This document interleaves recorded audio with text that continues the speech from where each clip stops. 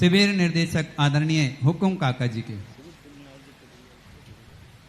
आपसे परम पूज्य निर्यापकाचार्य मुनिपुंगव 108 सुधासागर जी महाराज के पावन चरणों में त्रिकाल बार नमोस्तु नमोस्तु नमोस्तु भगवान। चुल्लक जी के चरणों में इच्छामी इच्छामी इच्छामी। पूज्य महाराज श्री देश के कोने कोने से आए हजारों शिवरार्थियों की ओर से आप सबकी ओर से चंद लाइनें गुरु चरणों में समर्पित करना चाहता हूं। आप जोरदार तालियों से उसका समर्थन करना।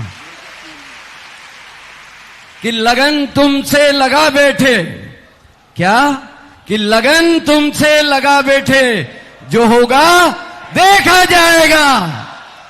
क्या कि जो होगा देखा जाएगा। और तुम्हें अपना बना बैठे, क्या कि तुम्हें अपना बना बैठे, जो होगा देखा जाएगा।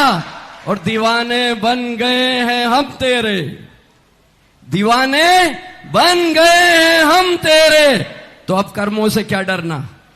क्या कि दीवाने बन गए हैं हम तेरे, तो कर्मों से अब क्या डरना। और चरणों में तेरे आ बैठे, जो होगा देखा जाएगा। पूज्य महाराज श्री मेरी जिज्ञासा है, प्रतिक्रमण में आता है महाराज जी कि 8 प्रकार के भय बताए, और सबसे ज्यादा जैन दर्शन में भय को भी पाप का बंध बताया। तो पूज्य महाराज जी सबसे ज्यादा जैन समाज ही डरता है, और जैन दर्शन में ही भय को पाप का बंध बताया कि भय डरने से भी पाप का बंध होता है।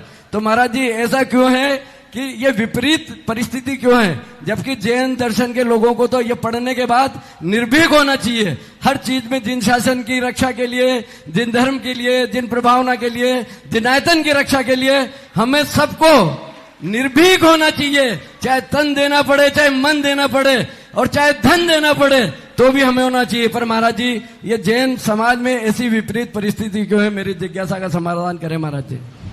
पहली बात तो आपने जो पहली पंक्तियां बोली, जो होगा देखा जाएगा, क्यों? जो हो रहा है वो देख रहे हो ना, संदेह क्यों, संदेह क्यों? ये जो भजन गाते हैं, ये भजन में संदेह की गंध आती है। जो हो जा देखा जाएगा, क्या देखोगे? जो होना है वो सामने हो रहा है, अब क्या देखोगे?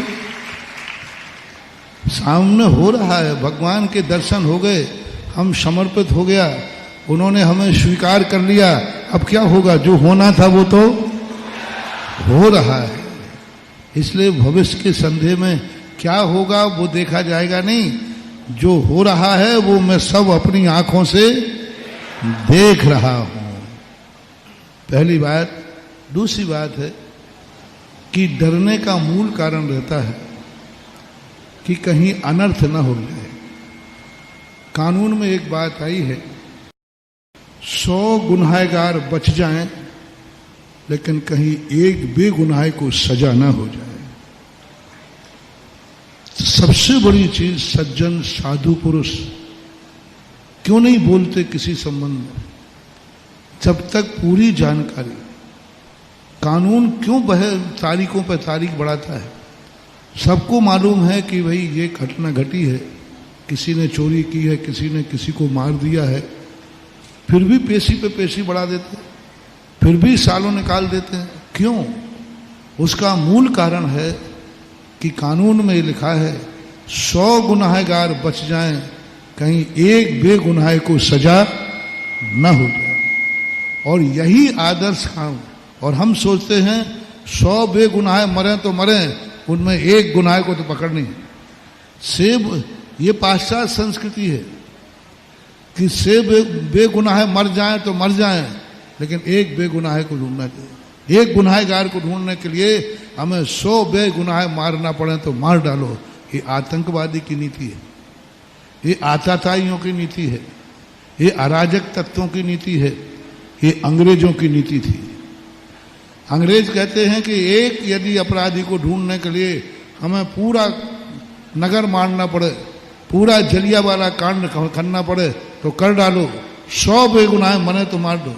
जैसे आतंकवादी कहता है हमें फलाने व्यक्ति को मारना है और उसके साथ में 100 और मरेंगे, बोले मर जाने दो। लेकिन सज्जन साधु पुरुष कहता है नहीं, गुनाहगार मिले या ना मिले लेकिन बेगुनाह को सजा नहीं होना चाहिए। इस कारण से लोग डरते हैं। बाकी आज जो डरने का कारण बन रहा है वो बन रहा है अर्थ नीति, वो बन रही है स्वार्थ नीति। जैनियों को जब धर्म है, सत्य है, तो उस धर्म के लिए अपने जीवन को समर्पित करना चाहिए। धर्म की रक्षा के लिए शास्त्रों में आया। हमारे तो इतना ही कहूँगा मैं कि एक मुनिराज की रक्षा करने के लिए शूकर ने अपने प्राण दे दिए थे, उसने अपना जीवन समर्पित कर दिया था। तो ये बुजदिली होना चाहिए कि जहाँ धर्म की बात आती है, जहाँ अपने व्रत की बात आती है, जहाँ भगवान और गुरु की बात आती है, वहाँ हमें निर्भय हो जाना चाहिए। लेकिन व्यक्ति संसारी प्राणी है, इसलिए थोड़ा बहुत डरता है अपने परिवार बाल बच्चों से, क्योंकि परिवार और बाल बच्चे सामने हैं और धर्म परोक्ष में फल देता है, इसलिए ऐसी स्थिति बन जाती है।